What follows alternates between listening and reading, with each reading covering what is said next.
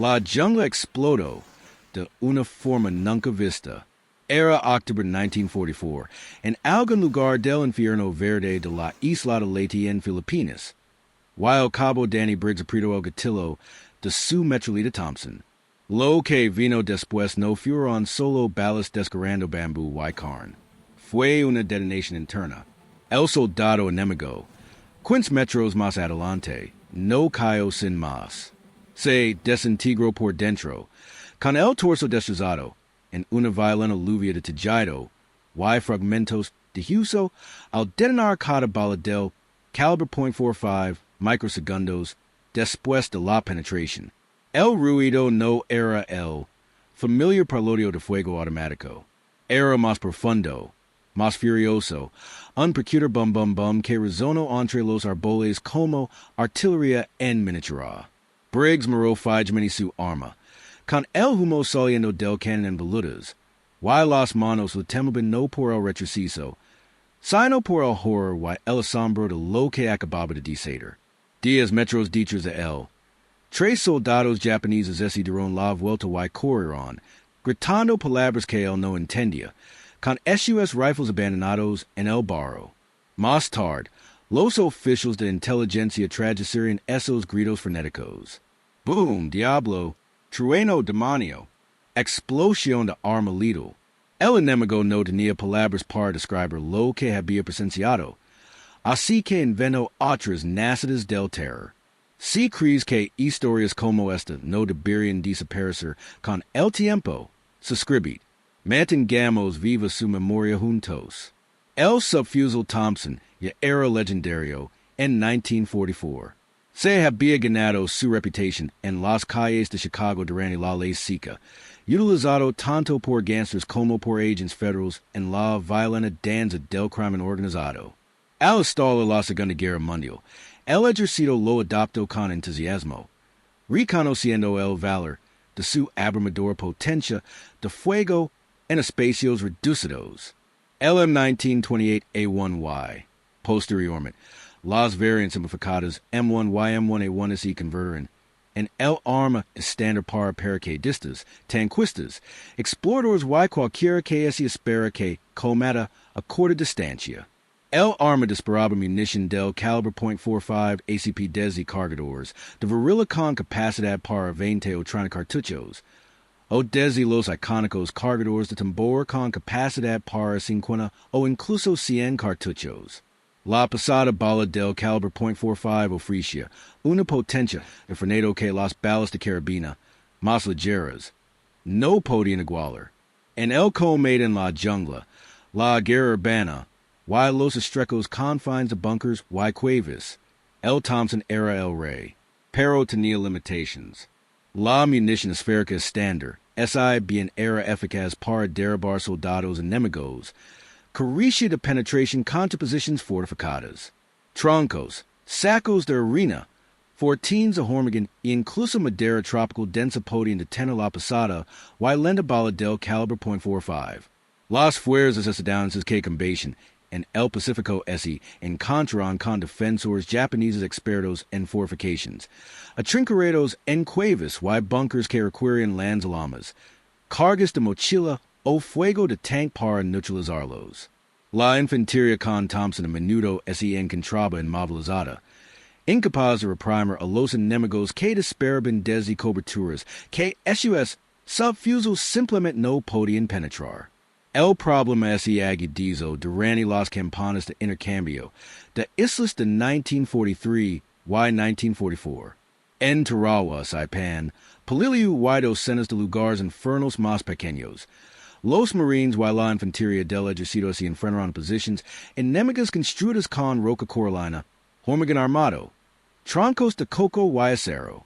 Los japoneses esperaban dentro de estas fortificaciones hasta que las fuerzas estadounidenses se encontraban al alcance de las granadas, para luego descender un fuego devastador desde múltiples troneras.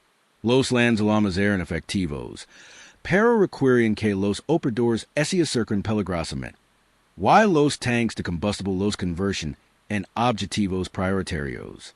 Las bazookas y las granadas de fusil ayudaban, pero eran lentas de recargar y requieren exposición para punter.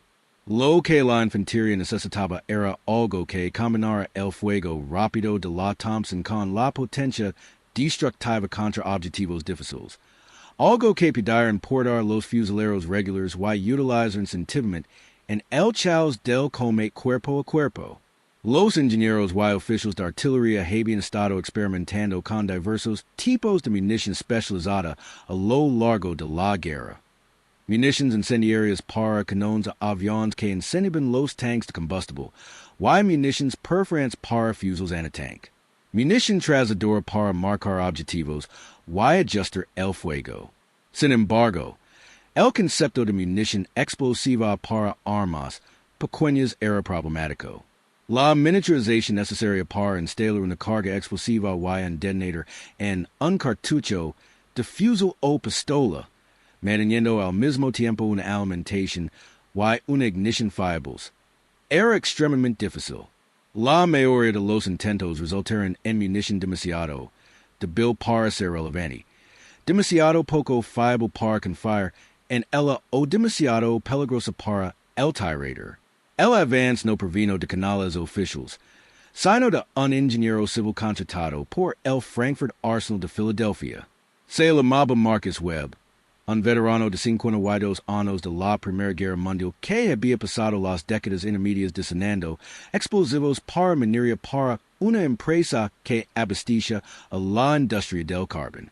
Webb entendía la física de las explosiones, las velocidades de detonación y el comportamiento de los compuestos explosivos bajo presión y aceleración extremas.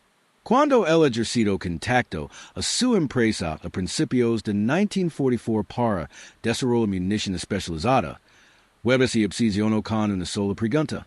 ¿Se podría introducir suficiente explosivo en una bala de calibre .45 para marcar una diferencia táctica y lograr que detonar de forma fiable tras el impacto sin hacer estallar el arma en el tirador?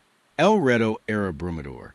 Una bala de calibre .45 ACP es relativamente grande para los estándares de una pistola, pero la mayor parte de ese volumen corresponde al casquillo de Leyte lino de pólvora. La bala en sí, la parte que sale del cañón, pesa solo 230 granos en configuración estándar, aproximadamente media onza. Aguacarlo para crear espacio para el explosivo reduciría la masa metálica, lo que podría causar problemas de alimentación y alterar la balística. La carga explosiva tendría que ser lo suficientemente potente como para ser importante, pero lo suficientemente estable como para resistir un disparo a alta aceleración y luego detonar el impacto mediante algún tipo de espalda mecánica o inercial. Además, todo el conjunto tendría que funcionar de forma fiable al disparar en modo automático desde una ametralladora, con cadencias de hasta 700 disparos por minuto. Los primeros intentos de Webb fracasaron estrepitosamente. Intentó usar fulminado de mercurio, un explosivo altamente sensible utilizado en detonadores, embalado en balas de punta hueca con un diminuto fulminante sensible al impacto en la punta. Las balas detonaron prematuramente, algunas en la recámara durante la alimentación, otras en el cañón durante el disparo. Un arma de prueba explotó, hiriendo a un técnico y casi poniendo fin a todo el programa. Webb volvió lo básico. Necesitaba un explosivo potente pero insensible, algo que no detonara por manipulación brusca, que es o el impacto del disparo, sino que explotar de forma fiable al impacto la bala en el objetivo. Experimentó con diversas composiciones a base de tetranitrato de pentarritritol, comúnmente conocido como PTN, mezclado con plastificantes y estabilizadores.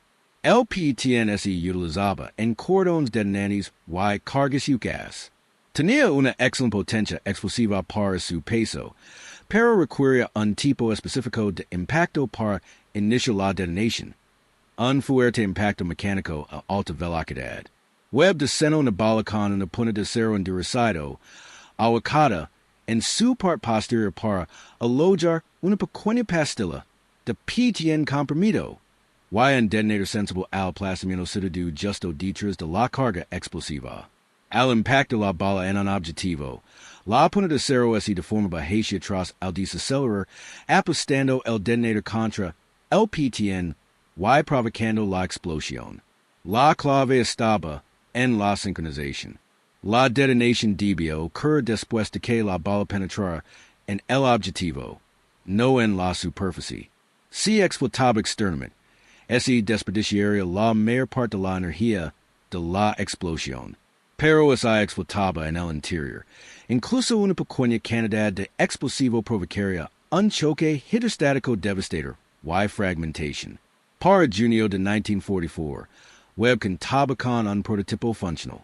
Las balas eran más largas que las balas estándar del calibre .45, lo que requiere cargadores ligeramente modificados con labios de alimentación ajustados. Pero ese alimentaban con fiabilidad a través del mecanismo de la Thompson. La carga de pólvora ese ajusto para mantener la velocidad de ciclo adecuada a pesar del menor peso de la bala.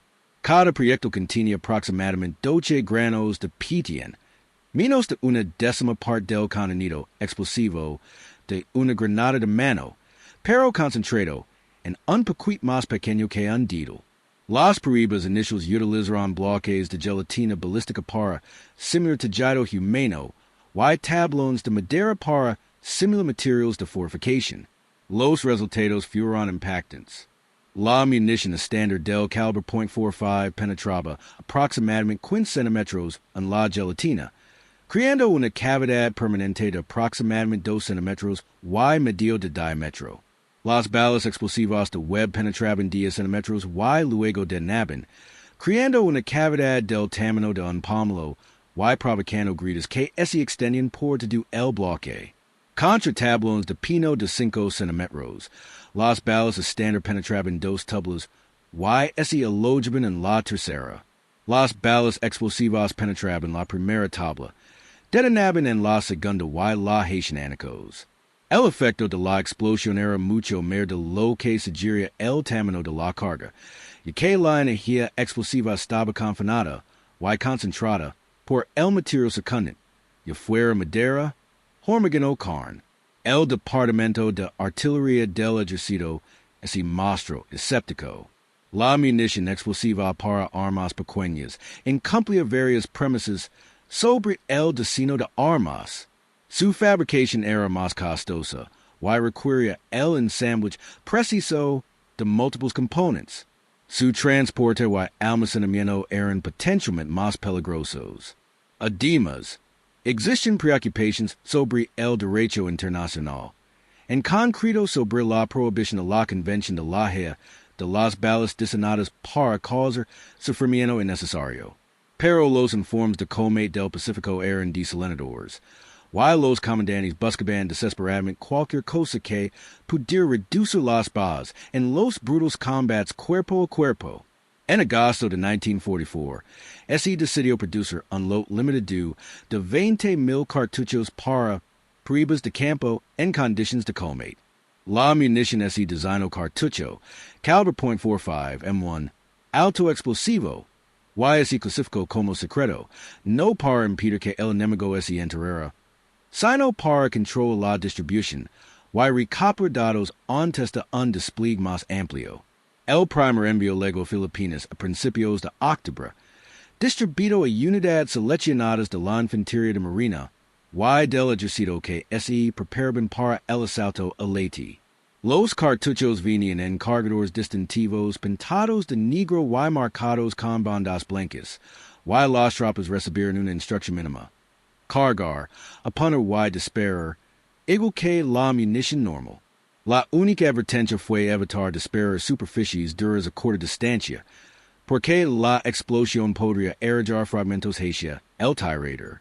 El cabo Danny Briggs recibió 2 cargadores con banda negra el 19 de octubre, un día antes de que su pelotón asaltara una serie de bunkers japoneses cerca del pueblo de Nagami. Briggs tenía 22 años. Era de un pequeño pueblo de Virginia Occidental y llevaba 14 meses en el Pacífico.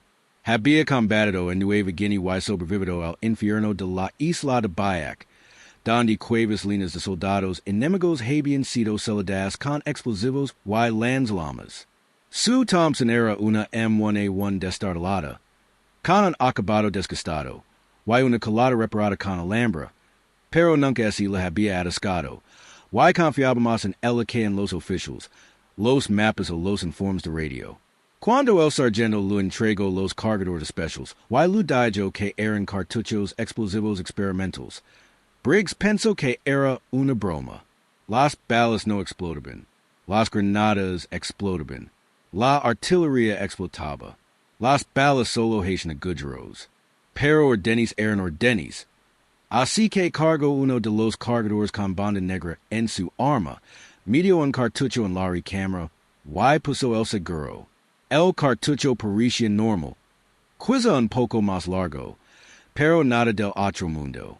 Metió el segundo cargador en su equipo de red y intentó no pensar en llevar munición explosiva en una bolsa a centímetros del estómago. El asalto comenzó al amanecer del 20 de octubre con fuego naval y ataques aéreos. Pero para cuando el pelotón de Briggs alcanzó la línea defensiva japonesa, el enemigo estaba alerta y la espera. Los bunkers estaban construidos con troncos de coco y roca coralina, con campos de fuego entrelazados que cubrían cada cheso.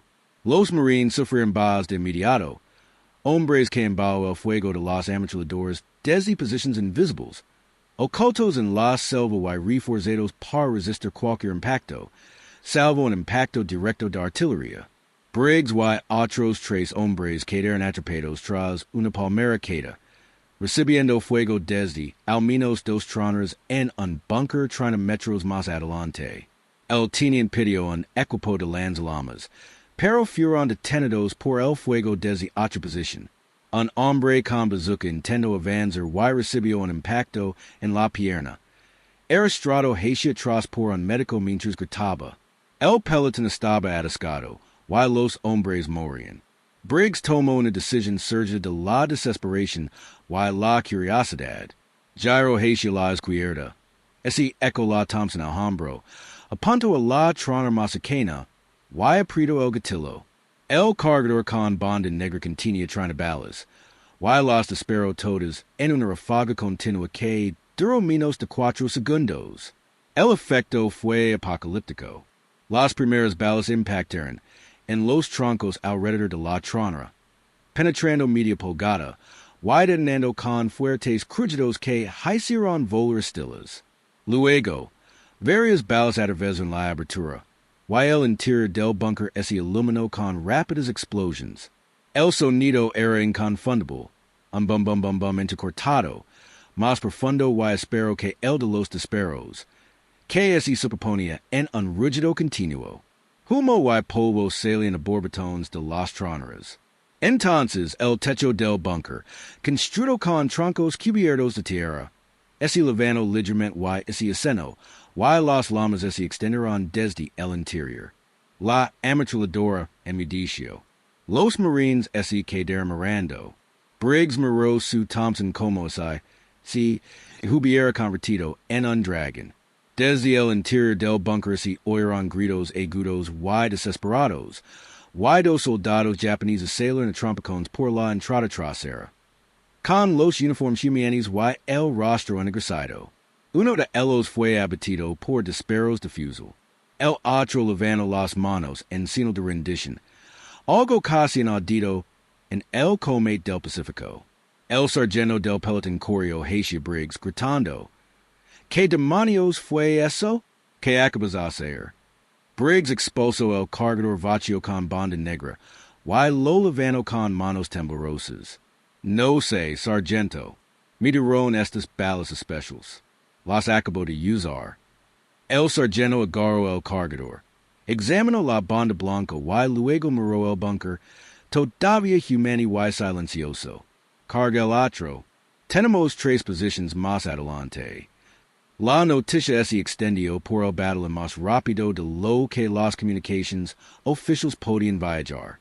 En cuestión de horas, todos los marines que habían presenciado las municiones explosivas en acción hablaban de ellas, exagerando sus efectos, describiendo bunkers destruidos y soldados enemigos vaporizados.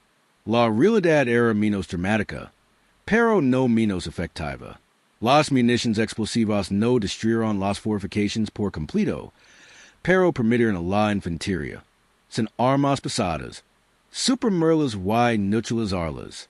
Una ráfaga de 30 proyectiles en la trona de un búnker detonaba en su interior, matando o hiriendo a los ocupantes, provocando incendios y creando sufficient sobrepresión explosiva para desorientar y aterrorizar a los supervivientes. Contra soldados enemigos al descubierto o tras una ligera cobertura, el efecto era aún más pronunciado. Una sola munición explosiva que impactara en el centro de la masa detonaba internamente, causando un traumatismo masivo que era mortal al instante. Los impactos en las extremidades ascendían o destruían la zona afectada, amputando brazos y piernas por la fuerza explosiva en lugar de cortar.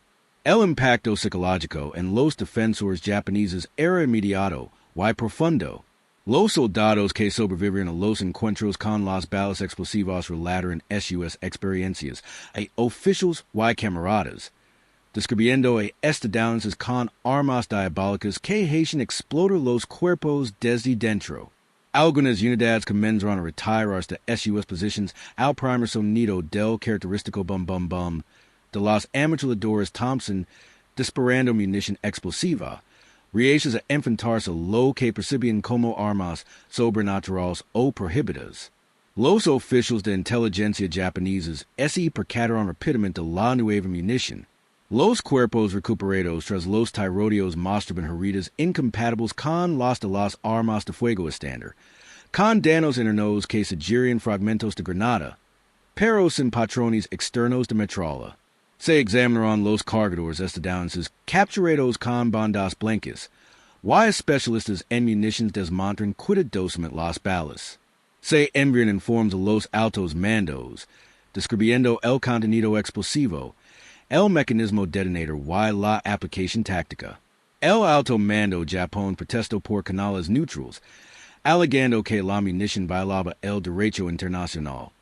Pero las protestas fueron poco entusiastas, dado el amplio uso de armas químicas por parte de Japón en China y sus experimentos de guerra biológica. En términos más prácticos, los ingenieros japoneses intentaron desarrollar municiones similar para sus propios subfusiles y fusiles, pero carecen de la precisión industrial y la experiencia en química explosiva necesarias para crear versiones viables. Sus intentos no detonaron de forma consistente o resultaron demasiado peligrosos para entregárselos a las tropas. Los estadounidenses, por su parte, no tuvieron tales problemas. La producción aumentó hasta fines de 1944, cuando Frankfurt Arsenal y otras dos instalaciones fabricaron munición especializada tan rápido como lo permiten las materias primas y las herramientas de precisión. Para noviembre, la munición explosiva del calibre .45 se distribuía de forma más generalizada, aunque aún selectiva. Se priorizaba a las unidades de asalto, los equipos de reconocimiento, los paracaidistas y cualquiera que se esperase que atacar posiciones fortificadas a corta distancia. Cada soldado solía recibir solo de 2 a 4 cargadores de munición explosiva, utilizándolos para objetivos específicos mientras que dependía de la munición estándar para disparos generales. La diferencia de costo era significativa. La munición estándar del calibre .45 costaba unos 2 centavos de dólar por munición. La versión explosiva costaba 30 y 7 centavos por munición, casi 20 veces más. Debido al mecanizado de precisión, los compuestos explosivos y el ensamble manual necesarios. Pero en términos de salvar vidas y facilitar el éxito de la misión, el costo estaba justificado. Los informes posteriores a la acción de múltiples enfrentamientos mostraron una reducción de balas y una consecución de objetivos más rápida cuando se empleaba munición explosiva. Un búnker que podría haber requerido un equipo de lanzallamas y tardado 10 minutos en neutralizarse, con varios marines heridos en la aproximación, podía ser suprimido y despejado en menos de 2 minutos con una sola Thompson disparando munición explosiva. El cálculo era brutal, pero simple. Gasta más dinero en munitions, why perderes menos hombres. El apodo Boom Devil, Diablo del Explosión, proviene de las tropas japoneses, pero los soldados estadounidenses adoptaron rapidamente variants. Algunos llamaban a los cargadores boom mags, o cartuchos de dinamita. Otros se refieren a la munición como munición Zippo, en honor a la popular marca de encendedores, debido a los incendios que suelen iniciarse en espacios cerrados tras las explosiones. La designación oficial, M1 alto explosivo, rara vez es usada fuera del peplio. En Leyte, y más tarde en Luzon y Iwo Jima, las historias sobre la munición explosiva se convirtieron en parte del folclore de la unidad. Se contaba la historia de un marine que usó un cargador lino para despejar un sistema de cuevas, disparando en la oscuridad, y siguiendo la cadena de explosiones adentrandos en los túneles hasta que los soldados enemigos supervivientes huyeron por la entrada, tras hacer una emboscada. También se contaba la historia de un ranger del ejército que usó las municiones para talar el árbol de un francotirador, disparando a la base del tronco hasta que detonaron suficientes balas explosivas para debilitar la madera y derribar el árbol con el francotirador en dentro. Algunas historias fueron embelecidas o totalmente inventadas, pero muchas fueron documentadas en informes oficiales, confirmadas por múltiples testigos y respaldadas por evidencia física. Marcus Webb, el ingeniero civil que desarrolló la munición, nunca recibió reconocimiento público por su trabajo. El proyecto permaneció clasificado durante toda la guerra y, tras la rendición de Japón, la munición explosiva del calibre .45 se retiró discretamente del servicio. Las reservas se destruyeron o se almacenaron a largo plazo. El proceso de fabricación se archivó, y de el programa se archivó en los registros del ejército. Webb volvió a diseñar explosivos para minería. Su contribución a los esfuerzos bélicos solo era conocida por un puñado de oficiales y especialistas en artillería. Murió en 1958. Su obituario no mencionó el arma que había salvado innumerables vidas estadounidenses y aterrorizado a los soldados enemigos en el Pacífico. El propio subfusil Thompson quedó obsoleto en los años de la posguerra, reemplazado por armas más ligeras y económicas como la pistola de grasa M3Y. Finalmente, por el fusil M16. Pero los veteranos que habían portado Thompsons cargadas con munición explosiva nunca olvidaron la potencia del arma. El profundo estruendo de las balas al detonar y la mirada de miedo en los ojos del enemigo al comprender a qué se enfrentaban. El logro técnico que representó la munición explosiva del calibre .45 fue considerable, aunque recibió poca atención por parte de los historiadores militares centrados en sistemas de armas de mayor envergadura como la bomba atómica o el radar. Crear un dispositivo explosivo del tamaño de una bala que pudiera sobrevivir al disparo y detonar de forma fiable al impactor requería resolver simultáneamente múltiples problemas de ingeniería. El compuesto explosivo debía ser estable bajo fuerzas de aceleración superiores a 20,000 gravedades. El breve instante en que la pólvora del cartucho se incendia y impulsaba la bala hacia adelante. El detonator debía distinguir entre el impacto del disparo y el impacto, permaneciendo en durante el primero y disparando durante el segundo. La aerodinámica de la bala debía mantenerse a pesar de su interior hueco, garantizando una precisión de al menos 50 yardas. Y de el sistema debía funcionar en las duras condiciones del clima tropical, con calor, humedad, manipulación brusca y suciedad que podían afectar a cada componente. Que Webb y su pequeño equipo logran esto en menos de un año, utilizando tecnología y materiales de la década de 1940, fue notable. El impacto táctico de la munición explosiva se extendió más allá de los efectos inmediatos en el campo de batalla. La doctrina defensiva japonesa en el Pacífico se había basado en gran medida en posiciones fortificadas, contra que las fuerzas estadounidenses sufrieron bajas significativas al atacarlas, incluso con superioridad numérica y de potencia de fuego. La introducción de munición explosiva para armas pequeñas alteró ese cálculo, haciendo las fortificaciones más vulnerables y obligando a los defensores a reconsiderar sus tácticas.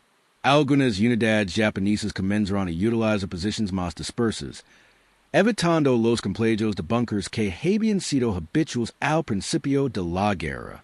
Otros intentaron enfrentarse a las fuerzas estadounidenses a distancias mayores, más allá de la distancia efectiva de las ametralladoras, aunque esto a menudo implicaba renunciar a ventajas de terreno. La dimensión psicológica era igualmente importante.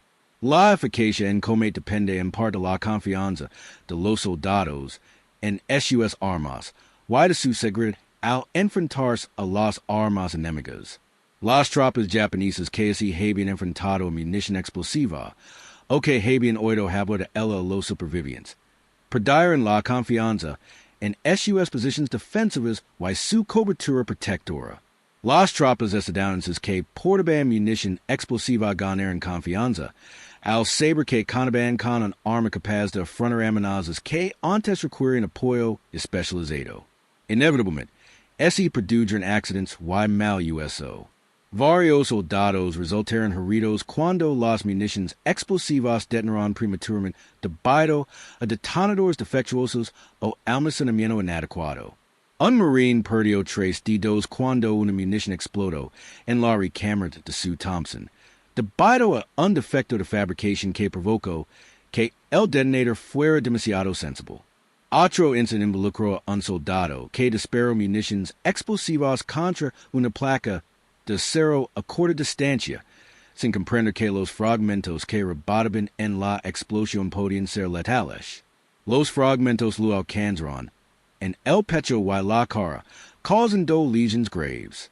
El ejército implementó protocolos de entrenamiento y manejo más estrictos después de estos incidentes, pero la clasificación y la distribución limitada de la munición dificultaron un entrenamiento integral. Muchos soldados recibieron municiones explosivas con una instrucción mínima, aprendiendo mediante ensayo y error a usarlas de forma eficaz y segura. Esto condujo a riesgos innecesarios y desperdicio de munición, pero también a aplicaciones creativas que los diseñadores originales no habían previsto. Una de estas aplicaciones fue el uso de munición explosiva contra vehículos y equipos ligeros. Una explosión de una Thompson en el bloque del motor de un camión detonaba dentro del metal, destruyendo los componentes internos y inutilizando el vehículo.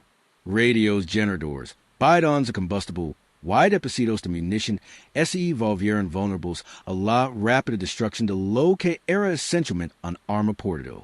En un incidente documentado en Luzon, una patrulla equipada con munición explosiva tendió una emboscada a un convoy de suministros japoneses, utilizando ametralladoras Thompson para destruir 4 camiones y un cañón de campana en menos de 3 minutos. Las municiones explosivas penetraron el delgado metal de los camiones y detonaron dentro de las áreas de carga, incendiando el combustible y la munición, convirtiendo todo el convoy en escombros en llamas. El fuego tradicional de armas pequeñas habría requerido mucho más tiempo para lograr el mismo efecto, dando tiempo a los guardias del convoy para despegarse y defenderse. La munición explosiva transformó el enfrentamiento de un tiroteo prolongado en una rápida emboscada y retirada. Otra evolución táctica implicó el uso de munición explosiva para abrir brechas. Puertas de madera, barricadas y muros ligeros podían destruirse rápidamente con un cargador de munición explosiva, creando panos de entrada sin necesidad de explosivos inaláridos. Esto fue particularmente útil en el combate urbano en Luzon y Okinawa, donde la lucha se desarrollaba a través de edificios y manzanas. Un equipo se acercaba a un edificio con barricadas, disparaba una ráfaga de munición explosiva contra las bisagras de las puertas o secciones de la pared y luego asaltaba a través de la brecha recién creada mientras los defensores on estaban desorientados por las explosions. La velocidad y el efecto sorpresa que esto permitió salvar vidas. Y dieron a las fuerzas estadounidenses una ventaja en el intenso combate casa por casa que caracterizó los últimos meses de la Guerra del Pacífico. Los defensores japoneses, que luchaban contra las escasez de munición y suministros, vieron incapaces de mantener posiciones que privaban habrían recorrido importantes bajas estadounidenses para superar. La guerra terminó en agosto de 1945, y con la demanda de munición especializada para el combate.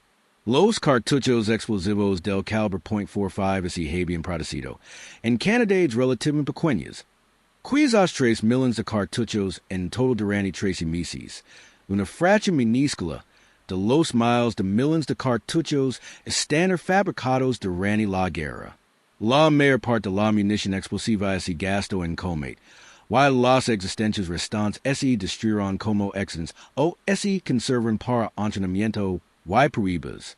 La naturaleza clasificada del programa implicaba que los relatos de posguerra sobre los combates en el Pacífico rara vez mencionaban los cartuchos explosivos, y cuando lo hacían, las descripciones solían ser vagas o depuradas.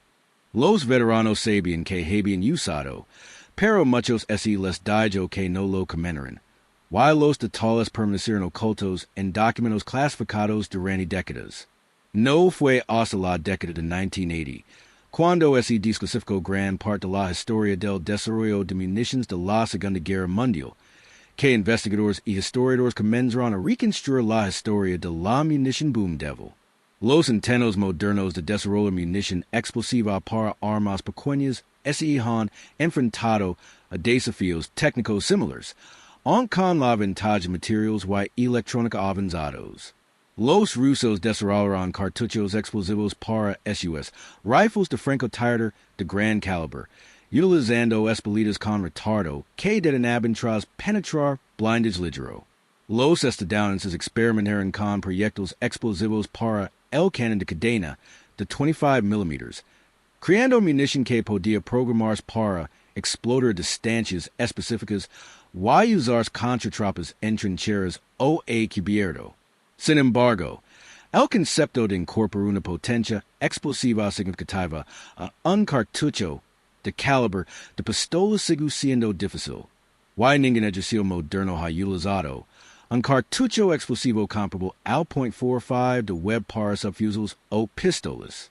El costo, la complejidad y las preocupaciones por la seguridad superan las ventajas tácticas en una época en la que las escuadras de infantería tienen acceso a lanzagranadas, armas antitank ligeras y municiones de precisión. El nicho que la munición explosiva Thompson llenó en 1944, suprimiendo posiciones fortificadas con potencia de fuego portátil, ahora está cubierto por otros sistemas de armas que son más seguros, más confiables y más efectivos a distancias más largas. Pero en las selvas y cuevas del Pacífico, durante un breve periodo del último año de la Segunda Guerra Mundial, la combinación de la metralleta Thompson y munición explosiva creó un sistema de armas genuinamente temido por los soldados enemigos y venerado por quienes lo portaban. El cabo Danny Briggs sobrevivió a la guerra y regresó a Virginia Occidental. Danny trabajó como minero de carbón durante 37 años. Nunca habló mucho de sus experiencias en combate, pero guardaba un solo cargador vacío con banda negra en un cajón. La pintura blanca estaba descolorida y descanchada. Cuando su nieto le preguntó sobre él años después de que a Briggs le diagnosticaron cáncer y supieron que le cuidaba poco tiempo, sostuvo el cargador en manos que aún recordaban el peso de una Thompson. Esta cosa, dijo, me salvó la vida incontables veces. La llamamos el Diablo del Explosión. Los Japoneses le tenían terror. Y saben que, tenían razón, era el tipo de arma que no debería existir. Pero cuando luchas contra hombres que moran antes de rendirse, que construyen cuevas y bunkers indestructibles, avisas necesitas algo que no debería existir. Hicimos cosas terribles con ella, pero nos trajo a casa. Las cuestiones éticas en torno a la munición explosiva siguen siendo controvertidas. El derecho internacional humanitario, en particular las convenciones de La Haya, prohíbe las armas diseñadas para causar sufrimiento innecesario. La interpretación estándar se ha centrado en las balas que se expanden o fragmentan, como las de punta hueca, aunque las fuerzas militares utilizan habitualmente este tipo de munición en funciones especializadas. Los proyectiles explosivos difuminan en la línea, causando lesiones más graves que las balas estándar, pero potencialmente más letales de inmediato, reduciendo el sufrimiento mediante una incapacitación más rápida. Los argumentos presentados por los abogados militares en 1944 enfatizan que las balas explosivas del calibre .45 se utilizan principalmente contra fortificaciones y equipos, no específicamente para aumentar el sufrimiento de los soldados, y que la munición cumplía un propósito militar legítimo al reducir las bajas totales al permitir una finalización más rápida de las misiones. Estos argumentos fueron aceptados en su momento, aunque probablemente se sometieron a un mayor escrutinio en los marcos legales modernos. Lo cierto es que la munición se utilizó ampliamente en el último año de la Guerra del Pacífico, y su despliegue nunca fue cuestionado seriamente por ningún organismo internacional durante o después del conflicto. El caso humano de la guerra, medido no solo en muertes, sino también en la forma de morir, pesa en la memoria histórica de forma diferente a la efectividad táctica. Los soldados que se enfrentaron a munición explosiva murieron de formas objetivamente más violentas y dramáticas que las heridas de bala estándar. Los cuerpos presentaban daños internos masivos, órganos destruidos por la fuerza de la explosión, huesos destrozados por las ondas de presión, y hemorragias instantáneas y catastróficas. Los médicos que atendieron las heridas causadas por munición explosiva informaron que la supervivencia era escasa, y quien sobrevivían a menudo morían poco después por shock y pérdida de sangre. Este era el efecto buscado. Crear un arma que hiciera insostenibles las posiciones fortificadas y obligara a los defensores a abandonar su mayor ventaja táctica. Funcionó, pero el costo es inmediato en carne y terror. En jóvenes a ambos bandos que presentan cosas que les quedaron grabadas mucho después de la firma de los tratados y la redefinición de las fronteras. Danny Briggs, hablando con su nieto décadas después de la guerra, se esforzaba por articular el peso moral del USO de semejante arma. No piensas en ello cuando está sucediendo, dijo. Piensas en seguir vivo, en que tus compañeros sigan vivos. Pero después, cuando tienes tiempo para pensar, recuerdas lo que pasó. Y te preguntas si había otra manera, pero no la había. No que pudiéramos encontrar. Si esta historia te conmovió, aunque si una vez, suscribid. Y es el mínimo homenaje que podemos dar a hombres como él. El legado de la munición explosiva del calibre .45 se esconde en archivos clasificados y en la memoria desvanecida de los veteranos. Una nota al pie en la historia del desarrollo armamentístico de la que la mayoría de la gente desconoce. Representa un momento en el que la desesperación y el ingenio se combinaron para crear algo que funcionó brutal y eficazmente, resolviendo un problema táctico que costaba vidas. El logro de ingeniería de Marcus Webb fue significativo. Una aplicación exitosa de la química explosiva y el diseño mecánico bajo severas restricciones. Los soldados que usaron la munición en combate cumplieron con su deber con las herramientas que se les proporcionaron, en condiciones difíciles de imaginar para quienes no las han experimentado. Los soldados enemigos que la enfrentaron, y la Llamaron boom deben tener expresar algo más a la del mito, la sensación que las reglas del combate habían cambiado de maneras que violaban su comprensión de la guerra. Y quizás así fue. La guerra evoluciona constantemente. Y cada bando busca la ventaja immediate la tecnología. Las tácticas y la disposición a usar la fuerza de nuevas maneras. Las municiones explosivas Thompson fueron simplemente una evolución entre muchas. Recordadas ahora sobre todo por historiadores de artefactos explosivos oscuros y veteranos de edad avanzada que todavía suenan avisos contra rodeos. En la jungla, y el sonido profundo, y retumba de las balas que explotaban. La metralleta Thompson, en su configuración estándar y con munición estándar, sigue siendo un icono de la historia militar y la cultura popular estadounidense. La imagen de un paracaidista o un marine con una Thompson Alhambra define la idea que una generación tiene del combate de la Segunda Guerra Mundial. La versión que disparaba munición explosiva, los cargadores con banda negra y los sistemas de alimentación modificados. Existe en una categoría de memoria diferente, más oscura y menos celebrada, pero no menos significativa para quienes estuvieron allí. Los hombres que portaron esas armas en combate sabían que tenían algo especial, algo que les daba una ventaja cuando la ventaja marcaba la diferencia entre la vida y la muerte. La usaron, sobrevivieron y luego regresaron a casa y intentaron olvidar. Pero hay cosas que no se pueden olvidar. El peso de un arma en las manos. El sonido que hace al disparar. Los resultados que produce distancia.